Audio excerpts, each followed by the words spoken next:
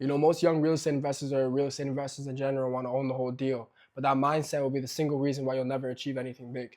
You know, I'm 24 and I own 60 units across Canada, and the only reason I was able to do that is first my Lord and Savior, but second because I was willing to partner and not do it on my own. And to be honest, it's an ego thing. Just because you have enough capital doesn't mean you have to own everything, you have to control everything, and just because you have enough capital doesn't mean you get the right to answer to nobody. And I get it, it feels like the right instinct, but that instinct is what keeps people small. If I break it down like this, let's just say you have enough capital to own 100% of a single family home and you're cash flowing maybe $200, $300 a month. Instead, with that same exact capital, you can own 10 to 15% of a multifamily building and cash flow 7 to 10 grand. 100% of $300 or 10 to 15% of 7 to 10 grand.